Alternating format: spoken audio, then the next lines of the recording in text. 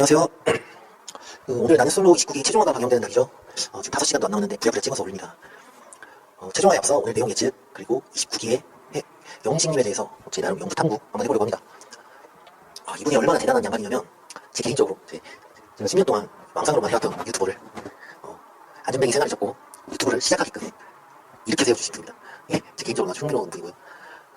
욕은 다들 엄청나게 여기저기서 하셨으니까 저는 어쩌다 이 지경이 된 건지 분석과 제 나름의 솔루션을 한번 제가 가지고 있는 알고리즘을 맞춰서 시작해볼까요? 일단 영수님이 어쩌다 이렇게까지 된 것인지 다들 이런저런 추측을 섞어서 진단명까지 내리고 있죠. 할머니 손에서 자라서 그렇다, 공부만 해서 그렇다. 저는 특히 아스퍼거 증후군 이 무새들, 막 복사 붙여서 키우는 아스퍼거 증후군 무새들이 저는 제일 거슬리더라고요. 좀 불편해요. 좀. 일단 영수님이 고대 출신으로 이제 끝발이 좀 있는 학교를 나오니까 거기에 맞춰서 뭔가 나사풀인 천재 같은 이미지로 포장을 좀 하고 싶어 하시는 분들이 있는 것 같아요. 머리는 좋지만 사회성이 없다. 그래서 뭐 고기는 아스퍼거다 뭐 이런 식의 프레임.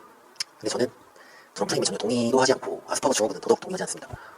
일단 정신과 다녀보신 분들은 아시겠지만 이 병명이라는 게 그 의사 선생님들도 정확히 진단을 잘 못 내립니다. 그러니까 진단이 맞을 수도 있고 틀릴 수도 있어요. 내가 너무 힘들어서 병원에 5군데를 가면은 진단명이 다 다를 수 있게 나올 수 있다는 거예요. 그러니까 이 선생님들도 이 생업을 위해 진료하실 수 있는 그 수준까지만 공부하신 분들이 보편적으로 대부분이고, 애초에 이 세상 만사가 그렇게 딱딱딱 맞아떨어지는 게 존재하지가 않아요.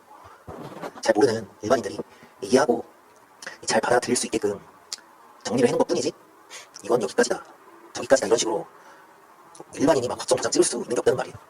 아스퍼거면서 ADHD일 수도 있고, ADHD면서 자폐일 수도 있고, ADHD면서 조울증일 수도 있고, 어떤 조합이나 정도가 사람마다 각양각색이기 때문에 방송에 나온 몇 장면만으로 일반인이 아스퍼거다, 아스퍼거 이런 건 정말 1차원적인 판단이라고 저는 느껴집니다.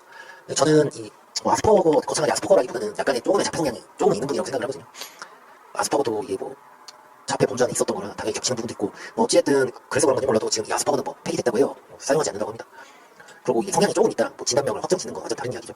아스퍼거 진단명을 딱 확정 지으면 그냥 문제가 있는 사람처럼 되는 거잖아요. 그죠? 제가 뭐 ADHD가 조금 있다고 해서 제가 막 무슨 일상생활이 안 되는 그런 게 아닌데 말이죠. 그러니까 이제 병명에 관한 이야기는 일반인이 할 게 아니고 그만하는 걸로 하고, 다들 이제 그 영수님이 이제 학벌도 좋으시고 지금 이제 대기업에 다니셨고 하니까 이제 대부분 고기는 고지능이라고 생각하시는 게 일반적인데, 저는 그렇게 생각하지 않거든요.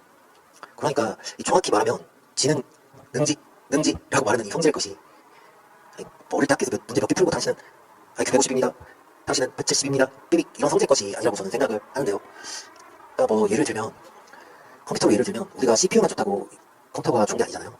CPU가 중요하지만 CPU도 좋아야 하고 램도 좋아야 하고 빨라야 되니까 넉넉히 저장할 하드도 있어야 되고 그래픽 카드도 있어야 좋아야 되고, 이런 좋은 부품을 보여줄 수 있는 좋은 모니터, 들려줄 수 있는 좋은 스피커, 이 모든 게 딱딱딱 맞아 떨어져야 흔히 말해서 좋은 컴퓨터라고 할 수 있는데, 영신님은 이 어느 한쪽만 능력치가 좋고 나머지는 결여된 상태라고 볼 수가 있다는 거죠. 느껴져요. 저는 그렇게 느껴집니다. 제가 생각하는 지능이 높은 사람들의 특징은 밸런스가 좋게 만들어진 컴퓨터처럼 버벅임이 없어요. 그러니까 순간적으로 빠르게 보고 듣고 머릿속에서 재조립해서 상대방에게 최대한 빠른 시간 안에 구현해낸 능력이라고 생각을 하거든요.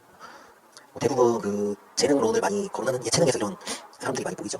그 개그맨분들도 머리 좋으신 분들 진짜 많으시고, 특히 협응 능력이 필요한 모든 이 스포츠 분야에서 많이 보이죠.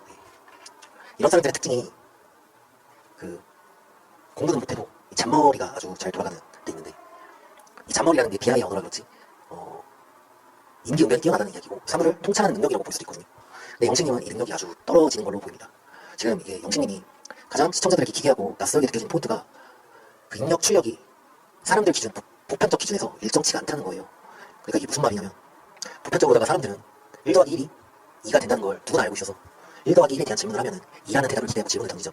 근데 이 영식 이 양반은 전혀 다른 대답을 한다는 거야. 1 더하기 1이 뭐야? 라고 했을 때 11, 이런 식이라는 거죠. 그러니까 한마디로 우리가 아는 코딩값이랑 약간 전혀 다른 코딩값을 가지신 분인데다가, 그러니까 본인이 하는 입력, 본인이 느끼는 입력과 본인이 내뱉는 출력의 이 밸런스가 너무 맞지 않아서 본인 머릿속에서 막 떠다니는 수많은 생각과 막 그런 개념을 상대방이 이해할 수 있게끔 정리해서 말하는 이 출력 장치가 상당히 좀 망가진 느낌이라고 볼 수 있는 거죠.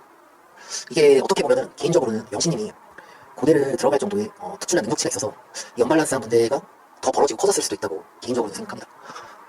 여튼 출력 능력이 타고나지 않아서 엉망이라면 보통 사회생활을 여기저기 치이고 하다 보면 이 중간 이상의 센스나 지능을 가진 분들은 복귀를 하면서 고쳐보려고도 하고 훈련하기도 해보죠. 훈련하기도 하면서 성장을 하죠. 근데 영신님은 그러한 시간을 거의 안 가져보시고 살아보신 것 같아요. 이번 회사 퇴사 사건만 봐도 이게 뭔가 전혀 살면서 의심을 1도 안 하고 있다가 방송 타면서 아주 크게 뻥 하고 뒤통수를 맞아서 이어진 걸로 보이거든요. 저이 부분도 좀 많이 안타깝게 느껴져요. 이 판단 역시 너무 순간의 조절력이 떨어져서 나온 결과라고 느껴져서. 그리고 이 영식 사건이 눈에 띄게 부각될 수 있었던 것도 아이러니하게 그 파트너가 현숙님이었기 때문에 이 사건이 더 증폭됐다고 보고 있습니다. 현숙님도 가해자다, 이런 이야기는 절대 아니니까 그 영식 맘들 너무 좋아하지 마세요.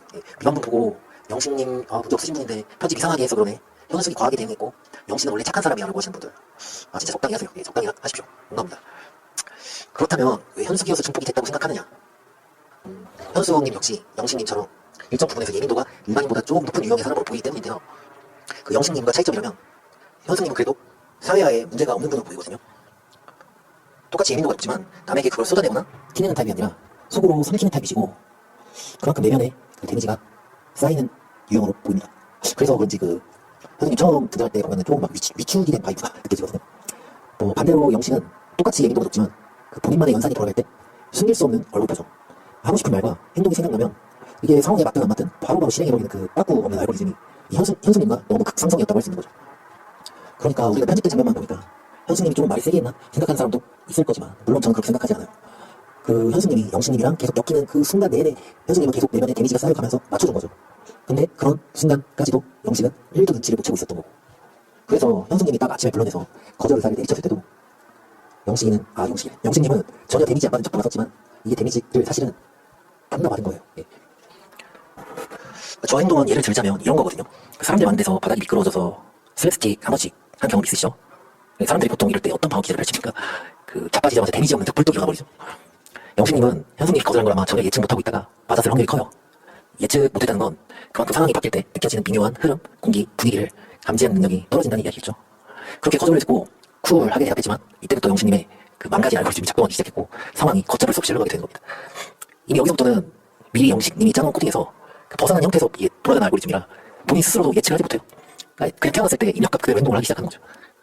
이거 말을 하다 보니까 영식님 얘기로 끝이 안 날 것 같아서 정리해야 할 것 같은데, 기본적으로 영식님이 이 사단이 난 건 그 능력치가 떨어지는 건 둘째치고 사람들이 말하는 매너, 기본적인 예의가 없어서가 가장 크게 작용했어요. 그러니까 능력치가 서툰 상태로 낯설이 끝났다면 기존에서 그런 피드백이 올 일도 없었고 여론도 이렇게 나빠지진 않았을 겁니다. 그냥 서툰 사람이구나 정도에서 오히려 그 좋은 이미지를 챙겨서 나갈 수도 있었을 거예요. 근데 본인이 전혀 문제가 없다는 자각에서 만든 알고리즘의 실패가 그 본인의 민낯을 드러내버린 거죠. 평소에 기본적인 인사 습관, 쿠션 멘트, 눈에 보이는 막 이런 사소한 배려 정도만 습관화됐어도 일이 이렇게까지 되지 않았을 거라 생각하거든요. 사실 저 정도가 습관화될 정도면 그 둔한 능력치들도 어느 정도 일정 수준 올라갔을 거고요. 아침에 일찍 일어나서 밥하기, 청소하기, 커피 타기 이런 거 100번 1000번 해도 그 혼자 먼저 일어났다고 여러 사람 자고 있는데 불 켜버리기 이거 한 번이면은 그냥 공간 또래 취급을 받는 겁니다.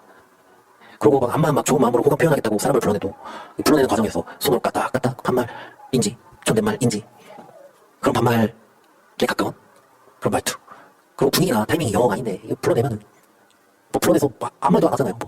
양해를 구하는 것도 아니고. 그러면은 그냥 스토커 취급받는 겁니다. 그냥 이상한 사람 취급받는 거예요. 그러니까 이런 일종의 사회가 암묵적으로 만들어놓은 순서를 다시 정리하고 배우고 훈련하는 시간이 정말 많이 필요하실 것 같습니다. 사실 영식님뿐만이 아니라 흔히 말하는 모쏠이라고 불리는 분들이나 대부분의 연애 경험이 별로 없는 남성분들은 이런 게 군데군데 구멍이 나 있는 경우가 많아요. 결국엔 경험을 갈아 넣어야 조금씩 누적되는 건데 이것도 타고난 능력치에 따라 사람마다 누적되는 속도가 다르겠죠. 그러니까 바로 다음날 내가 이렇게 저렇게 말하고 행동해야지 한다고 되는 게 아니거든요. 순간순간 입출력이 자동으로 바로바로 안 된다는 건 내가 타이밍을 아직 모른다는 거예요.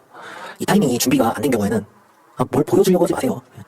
특히 막 1대1 구애가 아닌 저런 4대4, 5대5 단체 미팅 시스템, 즉 여러 사람의 눈이 존재하는 판때기는 성질이 좀 달라요.